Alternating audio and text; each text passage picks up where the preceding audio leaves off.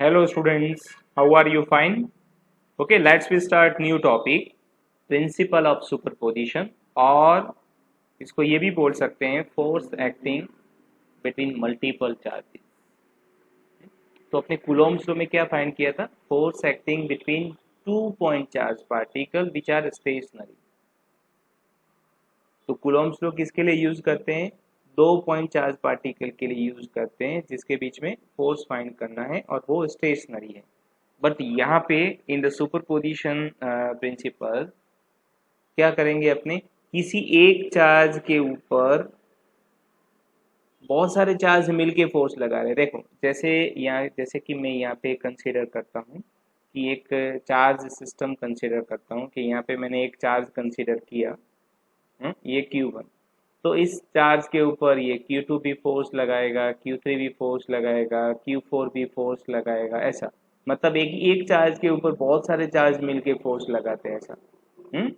तो बहुत सारे चार्ज फोर्स मिलके फोर्स मतलब सभी चार्ज मिलके फोर्स लगा रहे. And we know that force is a vector quantity. तो इन सभी को अपने को क्या करना है? सभी फोर्स को प्लस करना पड़ेगा. तो प्लस करने के लिए सिंपल अपने एडिशन तो नहीं ले सकते. सिंपल एडिशन क्यों नहीं ले सकते? Because force is a vector quantity. Vector quantity require what? Vector addition. तो क्या करना पड़ेगा अपने को? सभी फोर्सेस का क्या लेना पड़ेगा? वेक्टर सम लेना पड़ेगा. So principle of superposition can be defined as when number of charges are interacting with each other, then total force on a given charge is equal to vector sum of forces exert on it due to all other charges. Okay, and the force between two charge particle is not affected by presence of other charges. Understood? Okay, तो अपने consider करते हैं ऐसा ही.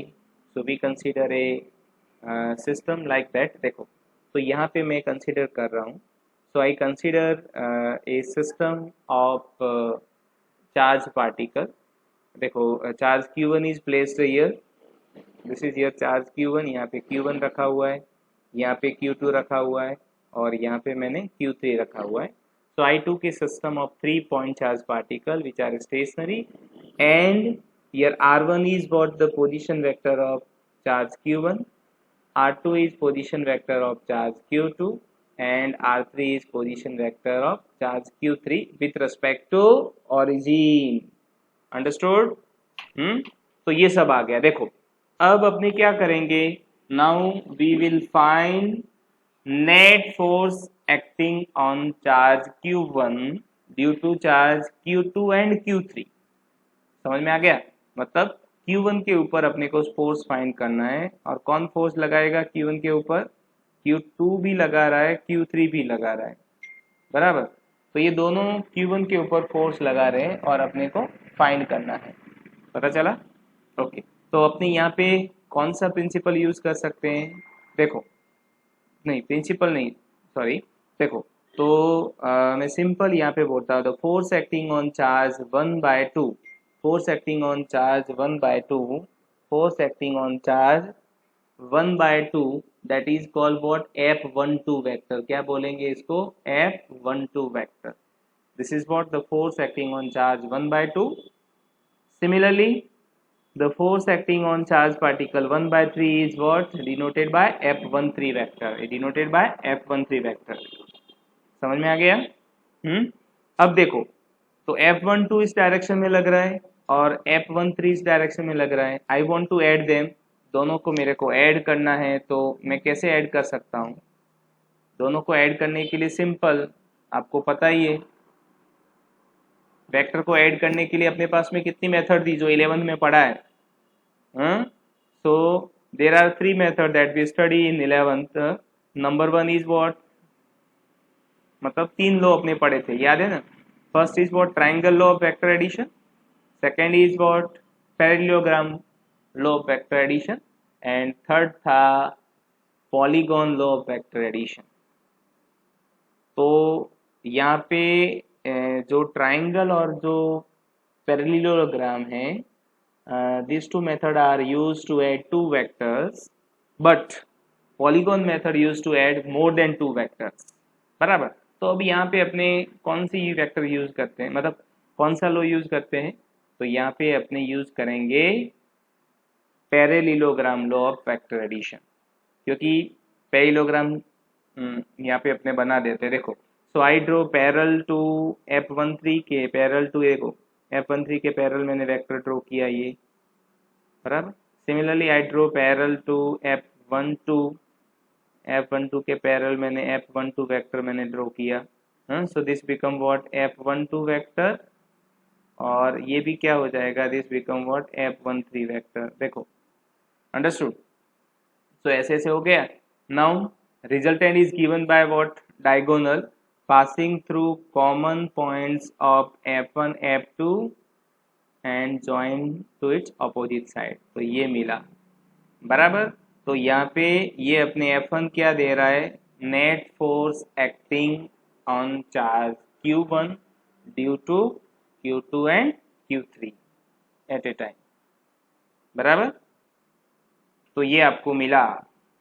देखो, तो वही अपने यहाँ पे लिखेंगे, आपको लिखना भी साथ साथ में आना चाहिए, नहीं तो अच्छे मार्क्स नहीं आएंगे, क्योंकि लिखने की टेक्निक होनी चाहिए। देखो, तो वही मैं आपको पहले बता देता हूँ कैसे लिखने का। Consider a system of 3 point charge particle Q1, Q2, Q3 and their respective position vectors are R1, R2 and R3 with respect to origin। okay, with respect to origin, understood। so R1 R2, देखो ये R1 है और ये R2 है और ये R3 है, they are what, position vector of charge Q1, Q2, Q3 with respect to origin, understood। okay, ये एक लाइन पूरी हो गई। अब देखो दूसरी लाइन में आपको क्या लिखने का है, now net force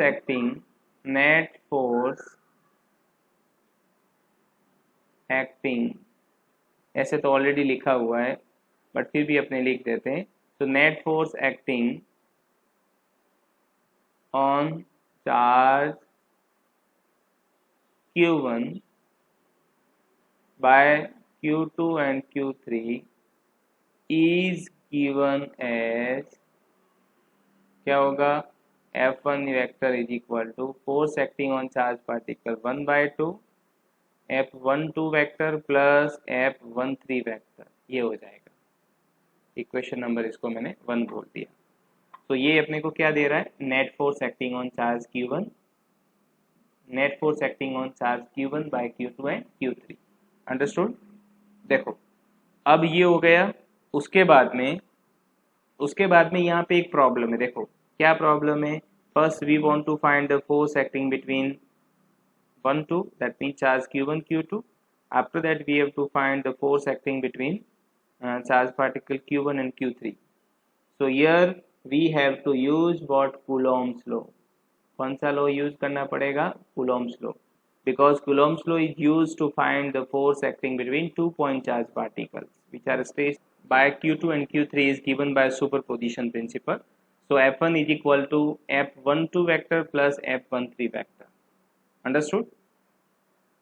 so force acting between charge particle 1 2 and force acting between charge particle 1 3 is given by Coulomb's law, because we know the Coulomb's law used to find the force acting between two stationary point charge particle, बराबर।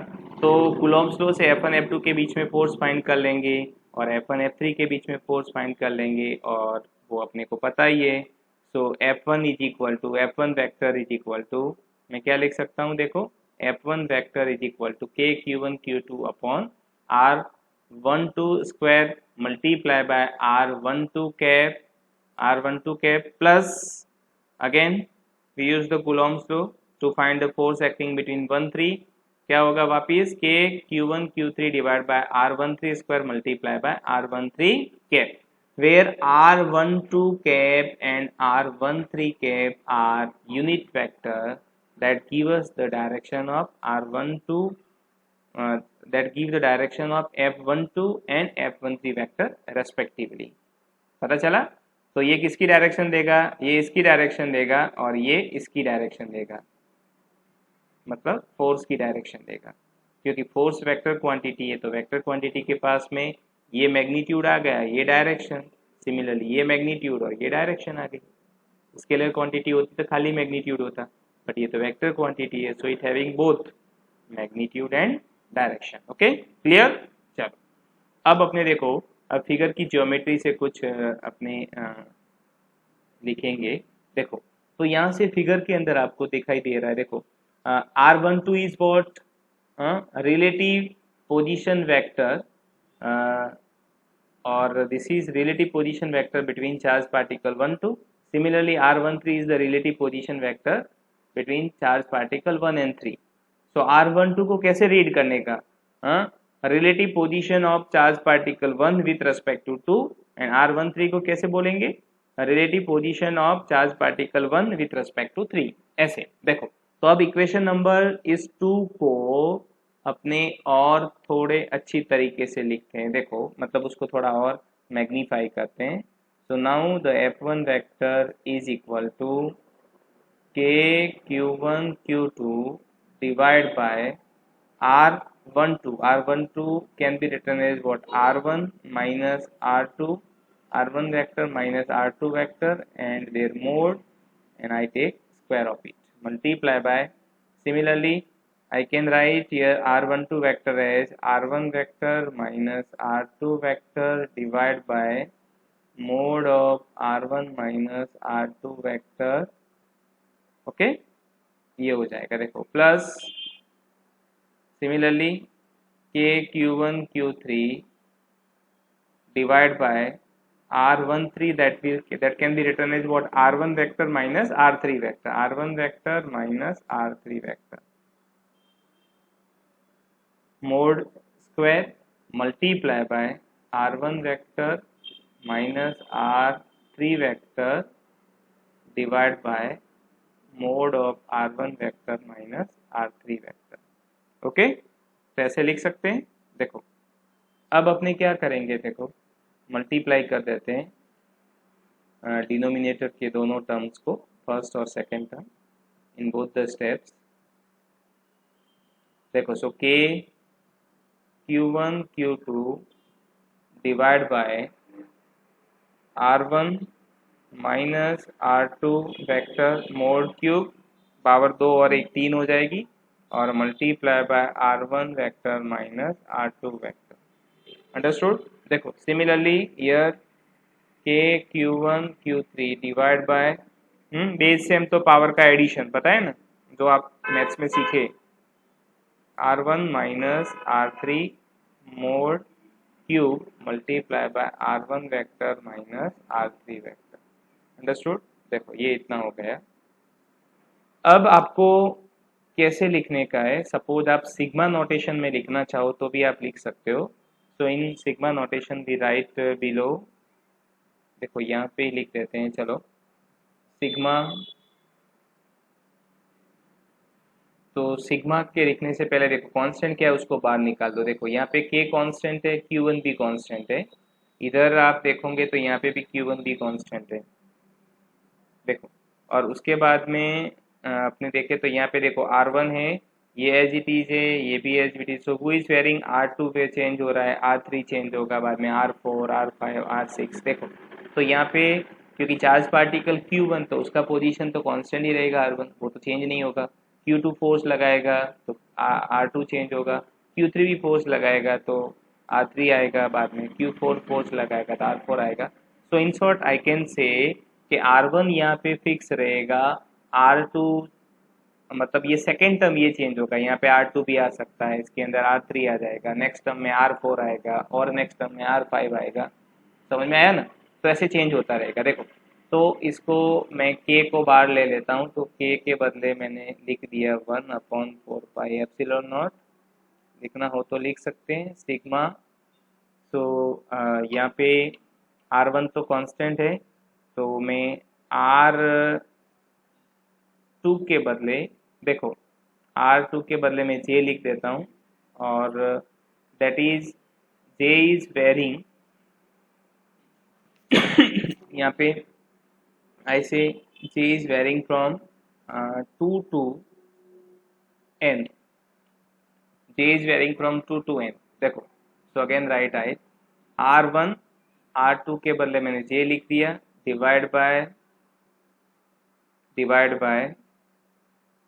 here mod R1 as it is, no change, minus RJ cap mod cube multiply by R1 vector minus RJ vector bracket close. तो ये आपको मिला net force acting on charge Q1 by system of charges, बराबर। तो ऐसे आपको क्या मिल जाएगा, net force acting on charge Q1 by system of charges. Understood? तो इसको मैंने इक्वेशन नंबर 2 बोल दिया, बराबर। तो क्लियर, कोई डाउट नहीं है ना? चलो, वेरी गुड।